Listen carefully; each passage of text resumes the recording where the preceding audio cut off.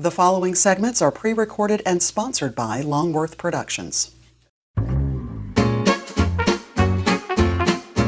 T-shirts, tourism, and more on Triad Today.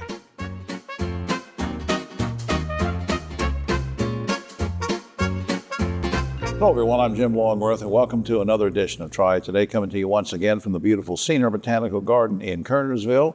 We'll talk about the garden and much more later on. That's when the roundtable shows up. We don't know what they're going to talk about, but stay tuned for that. Lots in store for you this half hour. What we want to start, though, is talking about T-shirts, but a lot more than just T-shirts. We're talking about a great campaign that's been going on for a long time with my two buddies right here, David Daggett, Griff Schiller from Daggett Schiller Attorneys. Good to see you guys. Hey, Jim. Thanks, Jim. David, first remind everybody what Safe Sober campaign is all about now. Yes, this is the 34th year of the Safe Sober campaign.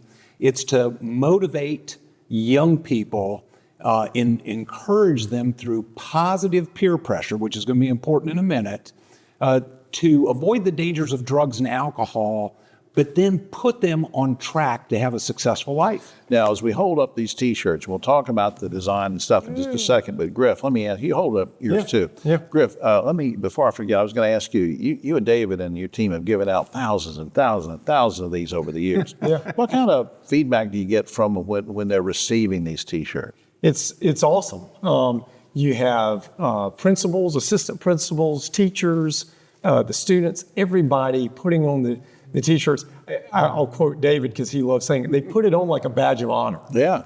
And it's really neat to see. And one of the biggest things about the Safe Sober program is to generate a buzz about the community so that the community supports the students so that they make the right choice. Now, each year we focus on the new design. Let's hold this up again. David, how do you choose a winner to design these things? So we have a student design contest that's pretty extensive. It starts way back in the fall. We go through the process of judging T-shirts. We have a presentation.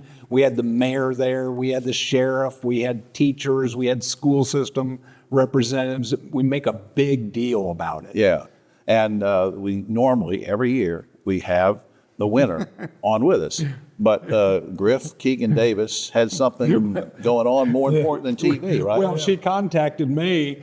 This is a great young lady, and I think we have a photo we're going to pop we got up. some images She's a of her. terrific young lady. Teacher loves her. Principal Wyatt at Mount Tabor loves her. She had an academic conflict come up. And as diligent as she is, she chose the academic conflict over you and me. Well, I can't, well, so did my wife.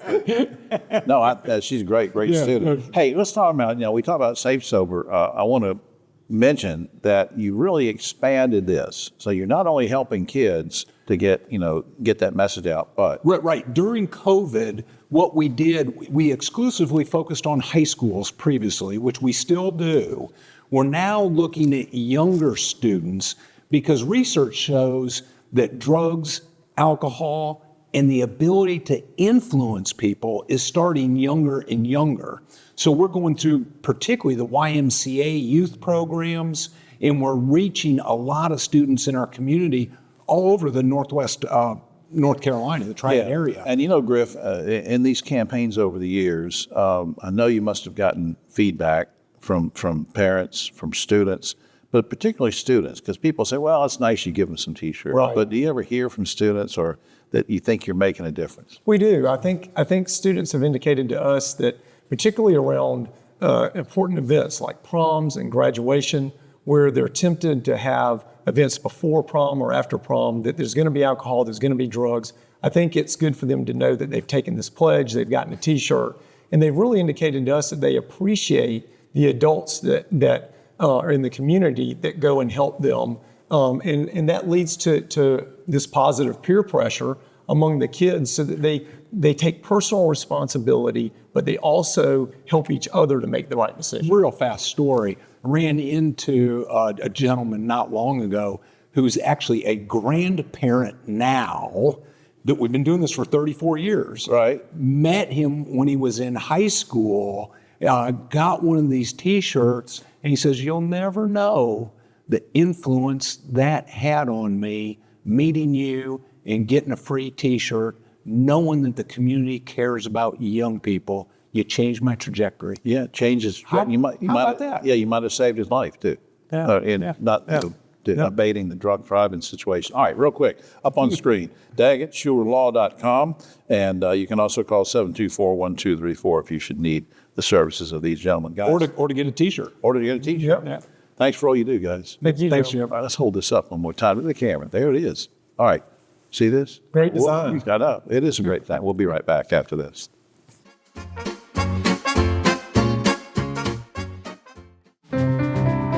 The world's brightest are Fulbrights, Goldwaters, McNairs, and Spartans.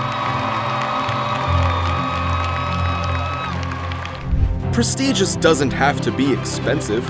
And we know you will make a difference wherever you go.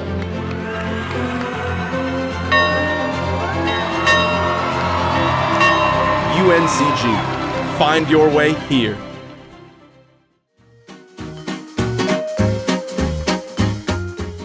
Back now on Triad Today, and always glad we can spend a few minutes with some of the good folks at True Life Federal Credit Union, of which I'm a member. I got to plug in for that. And with me now, first-time visitor Angela Best. She's director of True Lion at Work. We'll tell you all about that in just a second.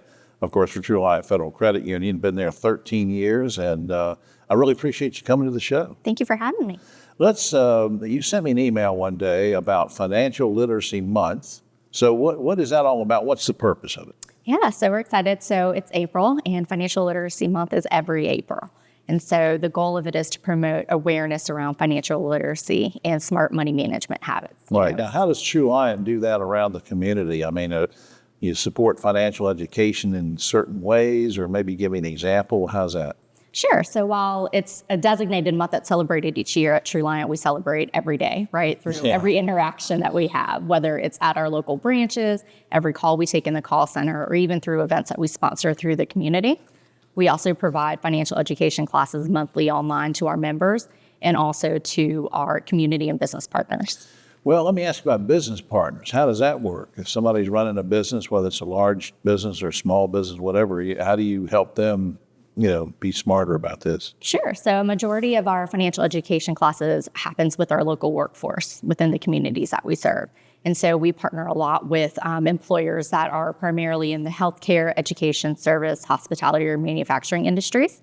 A lot of their employees are similar to our members, right? They're low to moderate income individuals that are the blue collar workers that are the lifeblood of our economy. And so we partner with these employers to ensure that the employees that they rely on to move their businesses ahead are financially confident and sound, right? Because those are more productive employees, and that's our goal. Now, let me circle back on this. You said classes, resources. Give me some examples of what and how you might offer these and how often they occur, or just give me a little background on all that. Yeah, so we have a very robust curriculum listing. We have classes that range from budgeting to credit management, home ownership, retirement planning to investment strategies. And so we try to customize each plan for each employer to meet the needs of their employees. Everyone has a very unique journey when it comes to finances, and so we strive to meet them where they are. Yeah. Now, what kind of feedback do you usually get? I know we didn't rehearse this or anything, but I mean, what kind of feedback do you get from employers and their employees, members, to what you're trying to do with this? I think how valuable it is, right? I think oftentimes we overlook and take for granted how we manage our finances and just the basic skills of understanding, what's coming in. We need to know what's also coming out. And so just reiterating those life skills. And so a lot of times we're thanked for that, right? Helping them bring back the basics and incorporating that into their lives. How do businesses usually get in touch with you to get more information about this? Can they just go to the general website and sort of go through the portals on that? Is that a good way? That is a great way, but to make it a little bit easier, they can go to our website, trueliant.org/@work and reach out to us. /@work, okay. And again, let me just get personal with you for a second, since this first time visitor to the show. What's personally gratifying to you about what you do in this realm? I love financial education. I think that because of my background in my childhood, it's just something that I'm extremely passionate about, making sure that everyone has the fundamental skills so that they can enjoy life to the fullest. You said background with childhood, so now I'm interested. Now, what kind of background would lead you to this? I mean, did you have a mom or a dad or an aunt or uncle that was involved in this kind of thing? maybe not directly involved, but I think that my mom, she was a single mother. And so she passed on a lot of those values and the importance of managing money to be able to live the lifestyle that we wanted to live. And so I made sure to carry that along, and I love being able to share that with our community. Well, bless your heart. I'm glad you did. Now, up on screen, you can go to TrueLiant, fcu.org or TrueLiant.org. And also, you said you can put a slash on that and just say what? At work. At work. And that will work, I guess. I mean that anyway. Thanks for all you do for, helping people with their financial wellness, which is very important these days. People of all ages, too. Yeah. Yes. Thank you so much. Thank you. We'll be right back after this.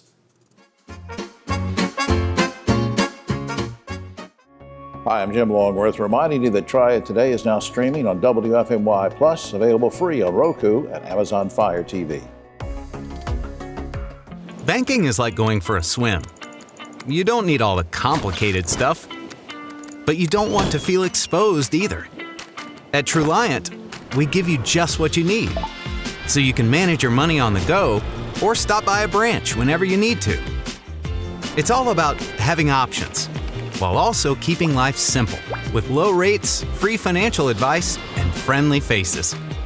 So check out TrueLiant. We have just what you need. Back now on Triad Today, and a return visitor to the show. He hasn't been here in about 400 years, but we've got him back here today. Kristen Schroeder is Senior Vice President of Sales for Visit Winston-Salem. Good to see you again, sir. Good to see you, Jim. You look the same. So, you do as well. Well, some of us have aged a little bit. Let's remind folks, especially if they just moved in the area, what Visit Winston-Salem is all about. What's the mission? So our mission is to bring visitors into our community to benefit the residents, and really using tourism as an economic driver.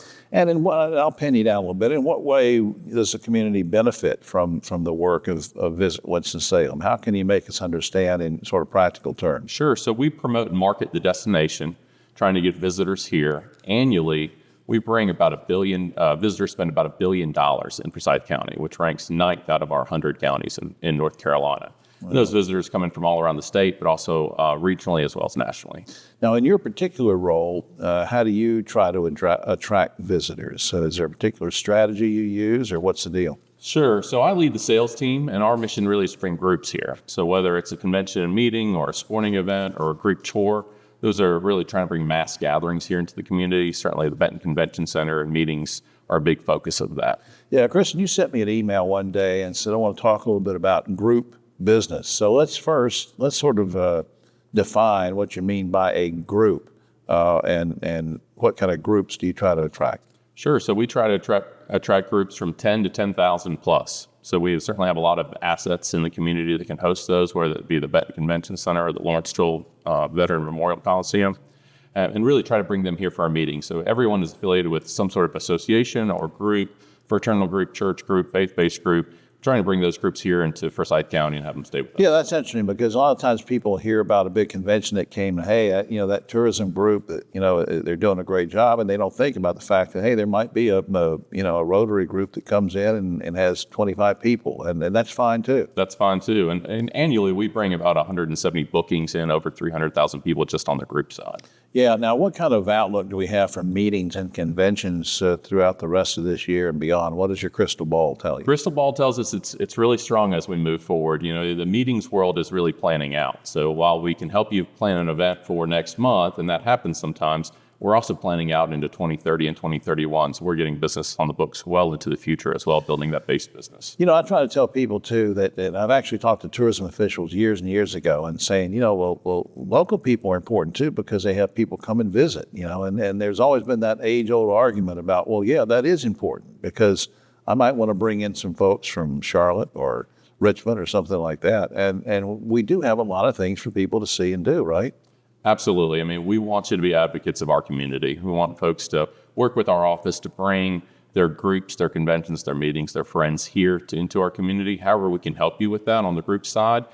We are funded partially through the occupancy tax that hotels collect, so there's not a charge to individuals to work with our service, and we have a network of hotels, meeting facilities, attractions that we can work with to kind of enhance that visitor experience. Yeah, so much to see. Old Salem and the Renolda Garden, and of course right here at the Botanical Gardens too. I don't think I ever asked you when you were on the show many years ago, How did you get started in this kind of business? Because it's a very specific thing what you're doing to help bring tourism in, to help communities like this. How did you get started in that? Sure. So I started in the hotel side in Myrtle Beach, South Carolina. I'm originally from Winston-Salem, so I had an opportunity to kind of move back, and instead of selling to one hotel and meetings to one hotel, I have the opportunity to sell it for the entire county and for Scythe.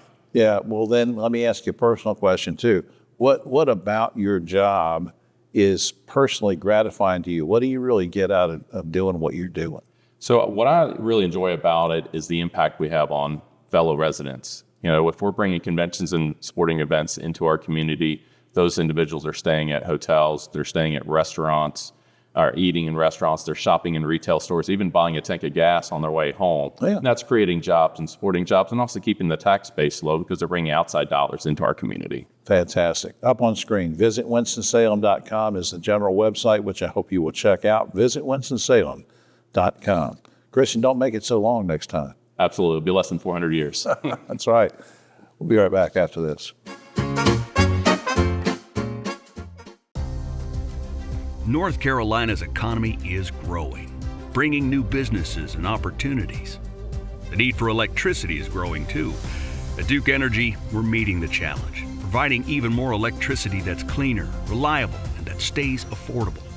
We're getting out of coal and reinvesting in our communities with a diverse, balanced mix of energy sources and making targeted upgrades to the grid so that North Carolina can thrive in a smarter energy future.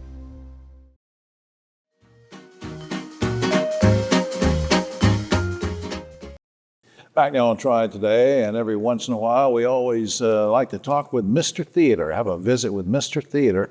But this time, Mr. Theater brought a special guest with him. I guess you call her Miss Theater.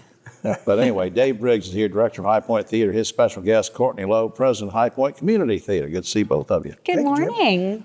Dave, let me start with you. Now, we know, and from you being on the show a lot, that you book all these guests for High Point Theater and performances and do a great job with that. But you also let other folks come in and use the facility. And, Absolutely. And this is one case of that. So explain why you do that, how you do that, and why we've got Courtney here. Well, we have wonderful partners throughout the community. So High Point Community Theater, High Point Ballet, School of the Arts, yeah. Farmers Market, School of the Arts, or Farmers Market, Corporate Market Authority, I should right, say. right.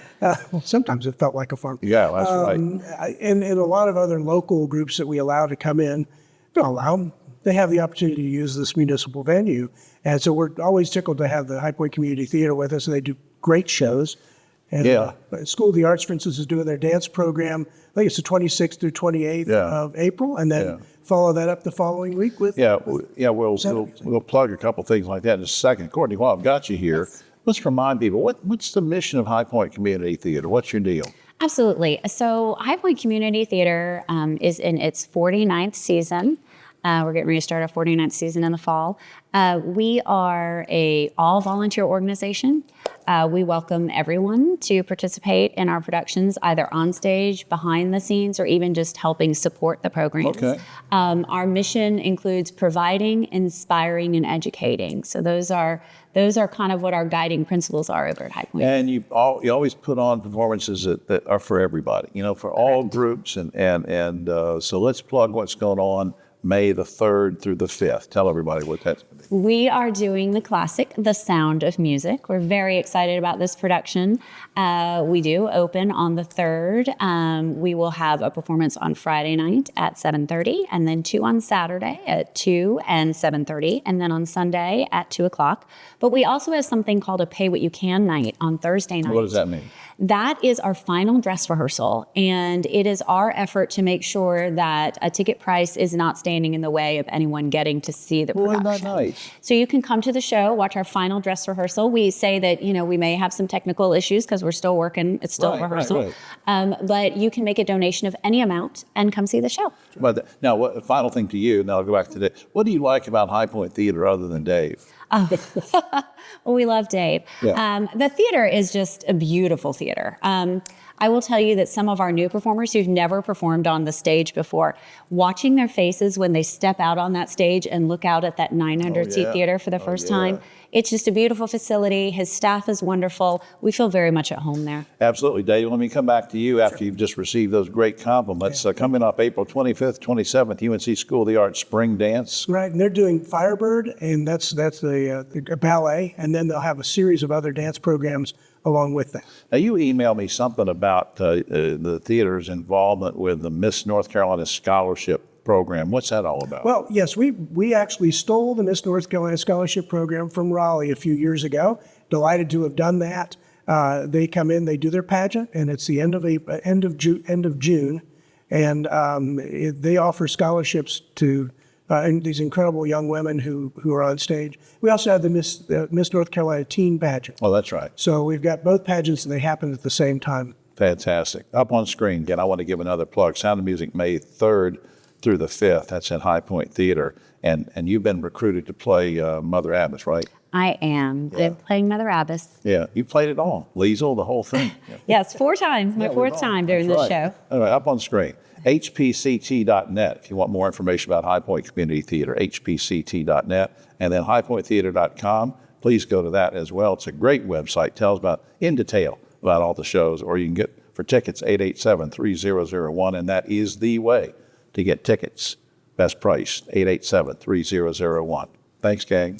Thank you. Thank you so much. We'll be right back.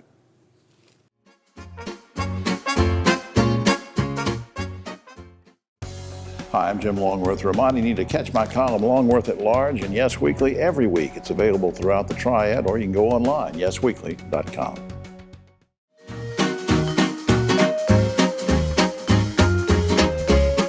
Back now on Triad Today, just about time for the roundtable, but a quick shout out to the good folks here at Senior Botanical Garden in Kernersville. Please come out to the garden. It's beautiful these days, and you can rent the facility for all sorts of functions, so hope you will do that. And now to the roundtable, and on my right, but always a political left, Ogie Overman, the great broadcaster and journalist, the great attorney and community servant, David Daggett. We held over from an earlier segment, is with us, and Keith Granberry, founder of Helping Hands Consultants, who's just back from a worldwide tour of helping folks, and we appreciate everything all three of you do.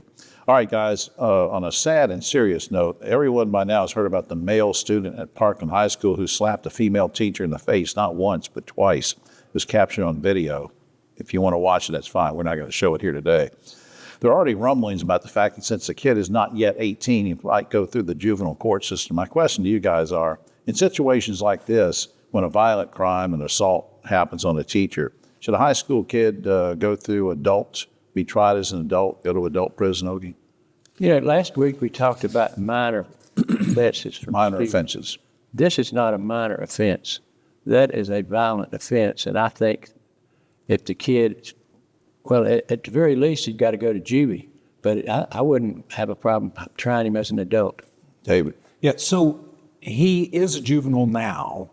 And under the current North Carolina statutes, there is not an option to try him as an adult for a misdemeanor offense. The charges against him are misdemeanors.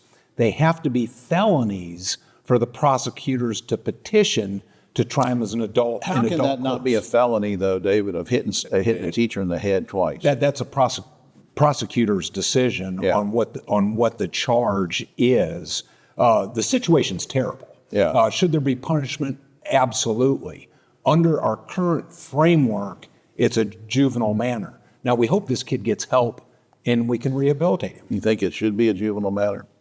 It looked like a felony assault to me. Yeah. He definitely shouldn't be in school anymore, or alternative school. He definitely has to get help, but you cannot assault teachers in any form or fashion in that manner. Yeah, you used to help kids that were troubled, and you just can't do it. It's terrible. That was terrible. Yeah. All right. Despite various efforts to promote diversity in schools, Forsyth County's now looking at, they're saying it's a problem because the schools are economically segregated,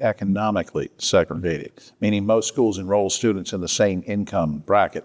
So now they got $1 million grant. They're going to try to figure out what they can do to abate that. But guys, given the fact that parents have their own choice of where they want to send somebody, will we ever fully integrate schools racially and economically? Ogie? How long have we been trying to do that, Jim? Oh, 50, 60 years. I admit I don't have an answer. I'm looking forward to see if this grant does anything toward that end. David. At one point, we were more integrated. Then we went back to neighborhood schools and school choice. Right. And I think we've done a little backsliding recently. We've got a lot to improve upon. Keith might have better insight. Let's start with $1 million. $1 million is not going to get schools integrated. Let's start right there.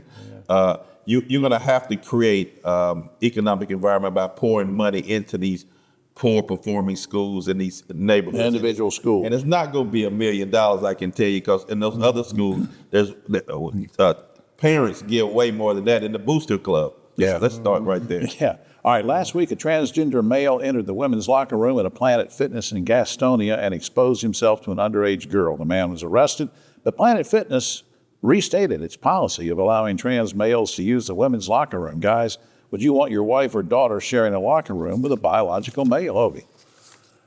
You know, here we go again, bathroom bill, part 2. I wish the guy or the girl or the trans person had used a little discretion about how he went about taking a shower or whatever. David. I don't know this, and I don't know if this was an intentional act. I think it was. I am familiar with girls' locker rooms, not through being there myself, but because I've been on boards of organizations that have different locker rooms. And female locker rooms, typically, there's not an area for, quote, exposure unless the exposure is intentional. And it doesn't matter if you're male, female, trans, But are you whatever. you favor this or not? I think that needs to evolve. I think society's trying to figure that out. Keith. I think unless you surgically are in that way, I don't think that you should be in the women's bathroom. I think there has to be an alternative bathroom, but I just don't see how you can put a person who's genetically the same way as a male in a female's bathroom. All right. Finally, guys, on a whole different thing, advice columnist Eric Etten says that after going out on a first date, men often get turned down when asking for a second date, and she advises both sexes on how to handle rejection. Guys, were you ever turned down for a second date, Ogie?